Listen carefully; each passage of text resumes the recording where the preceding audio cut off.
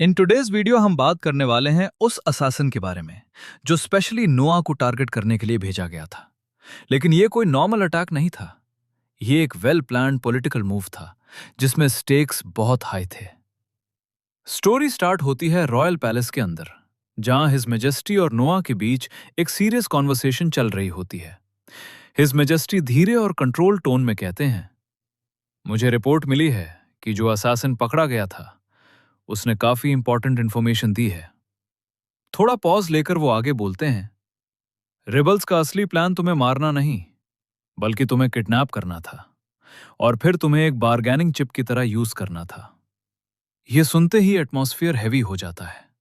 नोआ थोड़ा सा आंखें नैरो करता है। क्लियरली वो सिचुएशन को एनालाइज कर रहा है। वो कहता है, समझ गया, लेकिन एक चीज मुझे डिस्टर्ब कर रही है। वो लोग इतनी इजीली मान कैसे गए? अगर वो ट्रेन्ड रेबल्स हैं तो उनका इतना जल्दी टूट जाना थोड़ा सस्पिशियस लगता है। हो सकता है वो झूठ बोल रहे हो। ये लाइन क्लियरली दिखाती है कि नोआ सिर्फ स्ट्रांग ही नहीं, इंटेलिजेंट भी है। हिज मेजेस्टी हल्का सा स्माइल करते हैं, जैसे उन्हें नोआ का आंसर पसंद आया हो। वो कहते हैं, तुम सच में काफी शार्प हो नोआ, लेकिन तुम्हें टेंशन लेने की जरूरत नहीं है। सच निकालने के हमारे पास अपने तरीके होते हैं। यह लाइन सुन के नोआ के माइंड में टॉर्चर का थॉट आता है। वो अंदर ही अंदर सोचता है, मुझे टॉर्चर वगैरह का कोई एक्सपीरियंस नहीं है और ऑनेस्टली मैं उस लाइन में जाना भी नहीं चाहता। तो अभी के लिए मैं इनकी बात मान लेता हूं।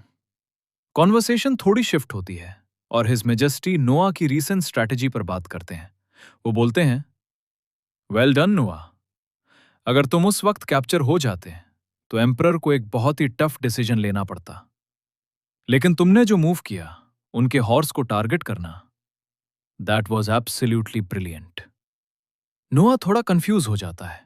वो सोचता है, मैंने तो बस रिसेंटली हॉर्स फीड खरीदने का ऑर्डर दिया था। ये आइडिया पहले भी यूज किया है, लेकिन इतना फास्ट इंपैक्ट पहली बार देख रहा हूं।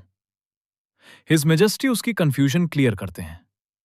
देखो, स्टारवेशन स्ट्रैटेजी कोई भी यूज कर सकता था।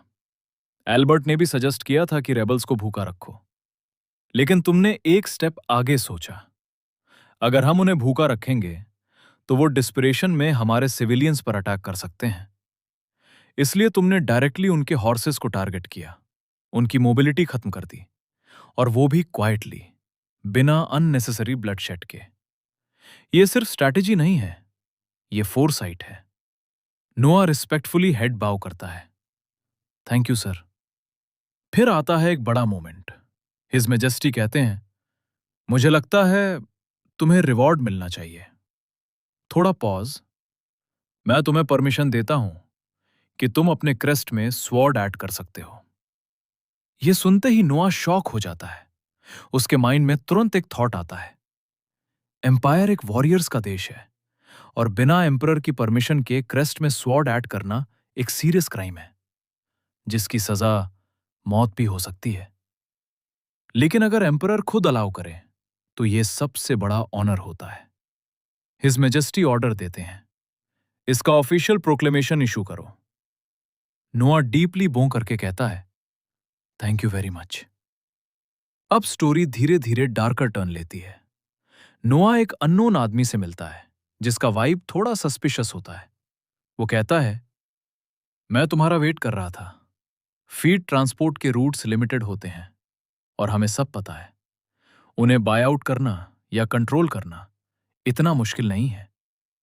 फिर वो सीरियस टोन में बोलता है, और करफुन, रेबल लीडर, वो नॉर्मल इंसान नहीं है, वो स्टबर्न है और अपने गोल के लिए कुछ भी कर सकता है। तुम्हें बहुत केयरफुल रहना होगा।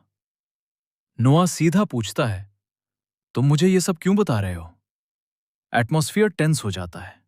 तभी एक इंटरप्शन होता है। नोआ की मेड जल्दी में आती है, सॉरी इंटरप्ट करने के लिए, लेकिन गेट पर एक इंजर्ड आदमी है जो अर्जेंट रिपोर्ट देना चाहता है। एक वॉन्डेड सोल्जर अंदर आता है। वो बेयरली खड़ा रह पा रहा होता है। वो कहता है, मैं अदोरा प्रोविंस अल्मेरिया से हूं। वहां रिबेलियन ऑफिशियली स्टार्ट हो गया है। मेरे सुपीरियर ने अपराइजिंग शुरू की, लेकिन मैं उसके साथ नहीं गया। इसलिए मैं अपनी जान रिस्क में डालकर यहां आया हूं, आपको इन्फॉर्म करने के लिए। साइड में खड़ा आदमी सोचता है, प्रिंस को ऑलरेडी सब पता था, फिर भी यह आदमी अपनी जान रिस्क करके आया। नोआ कामली कहता है, समझ गया, थैंक यू। फिर वो अपनी मेड को बोलता है, इसका अच्छे से ट्रीटमेंट करो और इसे 1,000 रैन रिवॉर्ड दो। दूसरा आदमी तुरंत रिएक्ट करता है, लेकिन ये इंफॉर्मेशन अब यूजफुल नहीं है। नोआ उसकी तरफ देखकर कहता है, यूजफुल हो या ना हो, उसने लॉयल्टी दिखाई है। लॉयल्टी सेसट को हमेशा रिवॉर्ड मिलना चाहिए। ये लाइन उसकी लीडरशिप डिफाइन करती है।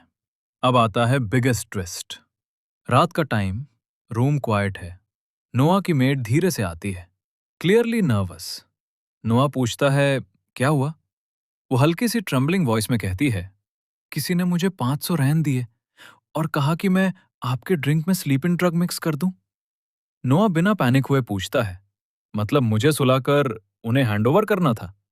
वो कहती है, हाँ, लेकिन मैं आपको कभी बिट्रे नहीं कर सकती। आपने मेरी माँ और मेरे गांव की हेल्प की थी। उन्होंने मुझे थ्रेटन भी किया, फिर भी मैं नहीं कर पाई। नोआ थोड़ी देर चुप रहता है, फिर कहता है, समझ गया। और फिर अनएक्सपेक्टेड मूव। उन्होंने तुम्हें 500 दिए? मैं उसमें एक जीरो ऐड करता हूं। लो 5,000। वो शॉक हो जाती है, मैं इतना नहीं ले सकती। नोआ कामली बोलता है, ले लो। वो इमोशनल होकर कहती है, थैंक यू मास्टर। और फिर प्लान रिवील होता है। नोआ कहता है, मैं ये ड्रग पीऊंगा, तुम मुझे उनके पास ले जाना, लेकिन जैसे ही तुम मुझे छोड़ दो, तुरंत वहां से भाग जाना। वो तुम्हें मारने की कोशिश करेंगे। ये एक कैलकुलेटेड रिस्क था।